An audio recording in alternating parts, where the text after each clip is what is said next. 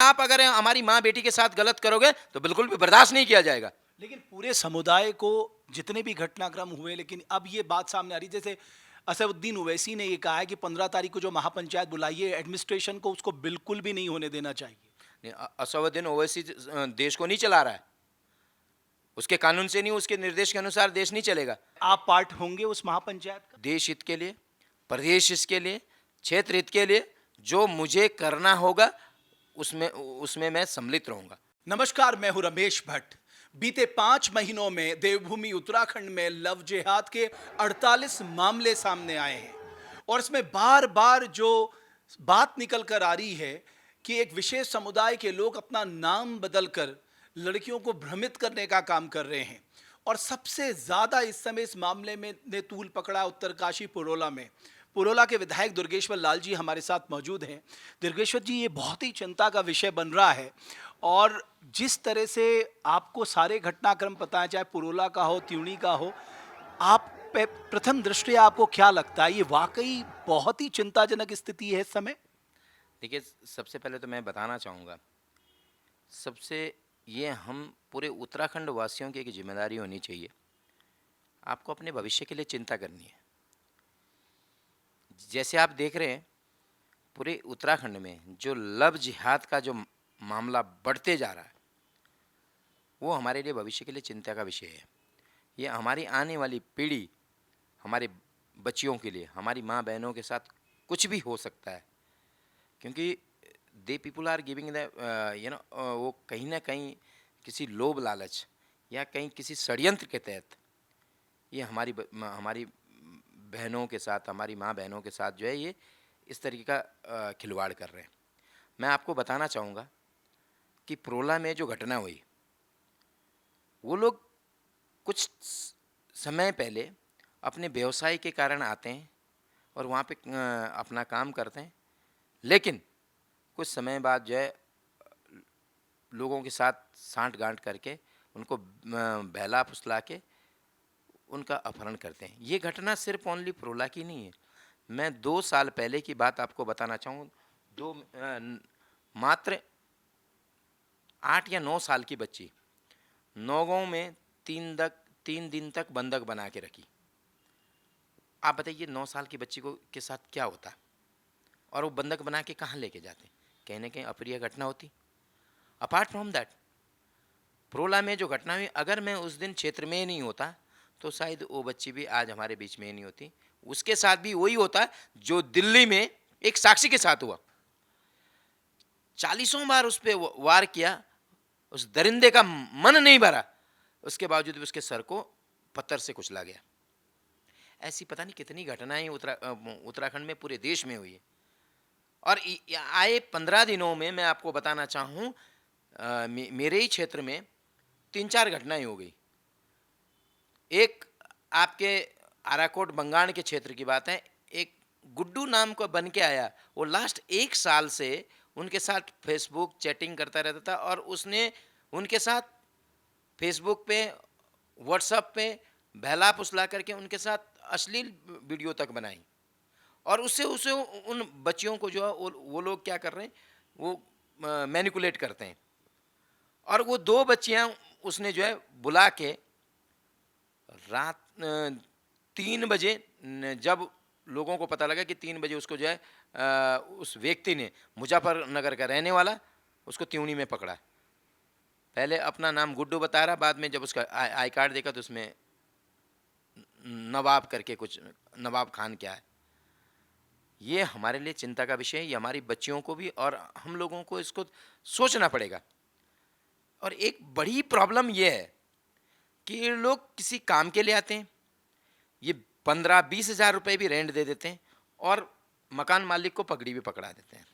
हमारा जो लोकल व्यक्ति है वो 4-5 हज़ार, 10 हज़ार रुपये किराए देने में सक्षम नहीं है। मेरे माइंड में क्वेश्चन आ रहा, where the money is coming? क्या ऐसा तो नहीं है कोई साजिश के तहत है, कोई एजेंसी इनको फंडिंग कर रही? भैया इतना पैसा किराए दे देते हैं, लेकिन हमारा लोकल व्यापारी किराए नहीं दे पाता है, वो व्यवसाय नहीं कर पा रहा है। तो ये तमाम चीज़ें पूरे उत्तराखंड के लिए एक चिंता का विषय है। लेकिन इसी के साथ साथ मैं अपने प्रदेश के यशस्वी मुख्यमंत्री जी का धन्यवाद करना चाहता हूं कि उन्होंने जो लव जिहाद और लैंड जिहाद पे जो करारा प्रहार किया है, वो चाहे आप देख लिए जो अवैध मजारे हों या अवैध जो कब्जे हैं, उसके लिए मैं माननीय मुख्यमंत्री जी का तहे दिल से धन्यवाद कर रहा हूं। और वो मैं बिल्कुल आपको एक बात याद दिलाता हूं, आपके बीजेपी के मैनिफेस्टो में आई थिंक 34वें नंबर पर यह स्पष्ट तौर पे लिखा है कि अब लव जिहाद के खिलाफ कठोर कानून बनाएंगे, या जो कानून है उसको अमेंड करेंगे और 10 साल तक का कठोर कारावास रखेंगे। तो आप उसको अपने मैनिफेस्टो की शोभा ही मत बढ़ने दीजिए, उसे ग्राउंड पे भी उतारिए ना, अगर आप सीरियस हैं इस मैनेज से टैकल करने के लिए। डेफिनेटली ये बिल्कुल कानून भी बनेगा। और माननीय मुख्यमंत्री जी हर मंच से, खुले मंच से कह रहे हैं कि उत्तराखंड में गलत नहीं होने देंगे। और उनका सबसे पहला जो उद्देश्य है, ये जो भी लोग बाहर से आ रहे हैं उनका वेरिफिकेशन होना बहुत ज़रूरी है। ठीक है, तो ये बात माननीय मुख्यमंत्री जी ने बिल्कुल निर्देश हैं। पुरोला में डेमोग्राफी चेंज हो रही है, बहुत लंबे समय से बात उठ रही है। आप लोगों को इस बात की आकलन नहीं थी कि इतनी तेजी से जो डेमोग्राफिक चेंजेस दिख रहे हैं, एक विशेष समुदाय के लोग बहुत तेजी से वहाँ पर आ रहे हैं, व्यापार कर रहे हैं, वहाँ के लोकल लोगों को फायदा नहीं हो रहा बट वो फायदा कमा रहे हैं, ऐसा क्यों? देखिए, मैं आपको एक बात कहना चाहता हूँ, ये लोकतंत्र है, कोई भी व्यक्ति कहीं भी काम कर सकता है। मैं इससे पहले अपना बिजनेस करता था, मैं दिल्ली में रहा, बॉम्बे रहा, गुजरात में रहा हूँ, बट मुझे किसी ने मना नहीं किया। क्यों? क्योंकि मेरे क्रियाकलाप ठीक थे। हम इनको भी मना नहीं कर रहे हैं कि आप काम मत कीजिए, आप कीजिए ना काम, लेकिन आप अगर हमारी माँ बेटी के साथ गलत करोगे तो बिल्कुल भी बर्दाश्त नहीं किया जाएगा। लेकिन पूरे समुदाय को जितने भी घटनाक्रम हुए, लेकिन अब ये बात सामने आ रही, जैसे असदुद्दीन ओवैसी ने ये कहा है कि 15 तारीख को जो महापंचायत बुलाई है, एडमिनिस्ट्रेशन को उसको बिल्कुल भी नहीं होने देना चाहिए। असदुद्दीन ओवैसी देश को नहीं चला रहा है, उसके कानून से नहीं, उसके निर्देश के अनुसार देश नहीं चलेगा। हम कहते हैं कि हमारा समाज है, हमने अपने समाज को आने वाला भविष्य देखना होगा। हम लोगों को देखना है कि आने वाली पीढ़ी कहीं हमारी कहीं गर्त में तो नहीं जा रही है। उसके भविष्य की चिंता करते हुए हम लोगों को अपने विषय में सोचना चाहिए। और अगर इस तरीके से कहीं अगर कोई बाहरी ताकतें कहीं किसी अपना कोई साजिश के तहत आएगी तो उनको बिल्कुल बर्दाश्त नहीं करेंगे। मैं आपको एक चीज़ बताना चाहता हूँ। तो ये महापंचायत होगी? देखिए, अभी तक मेरी किसी महापंचायत, आप पार्ट होंगे उस महापंचायत का? से देश हित के लिए, प्रदेश हित के लिए, क्षेत्र हित के लिए जो मुझे करना होगा उसमें उसमें मैं सम्मिलित रहूँगा, क्योंकि हमें चिंता है भविष्य की। कहीं ऐसा ना हो जाए कि एक साक्षी और बन जाए, तो इसलिए हम किसी को परेशान नहीं कर रहे हैं।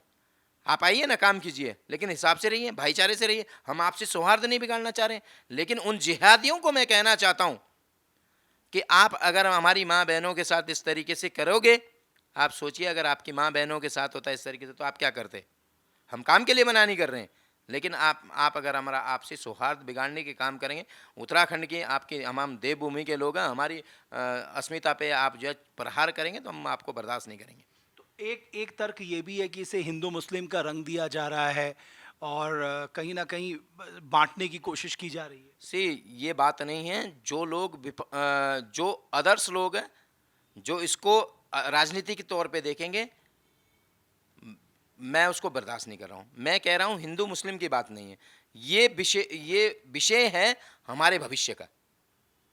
हम इसमें राजनीति नहीं कर रहे हैं, हम ये कह रहे हैं कि आप रहो, लेकिन आप इस तरीके से आप भाई हर जगह यही क्यों आ रहे हैं? आप अपना नाम सही बताइए ना। जब आप पकड़े जाते हैं तो उससे पहले आपके हाथ पे कलावा बंधा होता है, लेकिन जब पकड़े जाते हैं आपका आधार कार्ड चेक होता है तो आप कहीं खान निकलते हैं, कहीं नवाब निकलते हैं, कहीं फलाना निकलते हैं। तो ये कहीं ना कहीं आप गलत कर रहे हैं, ये कहीं ना कहीं साजिश है। तो इस तरीके के तो हम बिल्कुल भी बर्दाश्त नहीं। इससे साजिश की बू आ रही है। बिल्कुल ऑब्वियसली दिस इज अ साजिश बेसिकली। तो दुर्गेश्वर लाल जी पुरोला के विधायक, उनका ये कहना है कि कहीं ना कहीं एक साजिश दिखाई देती है। कोई काम करने आता है तो उसके लिए मनाही नहीं है, लेकिन जिस तरह से मैंने शुरुआत में ही कहा कि बीते 5 महीने में 48 घटनाएं लव जिहाद की हुई हैं। जाहिर है मुख्यमंत्री भी कह रहे हैं ये चिंता का विषय है।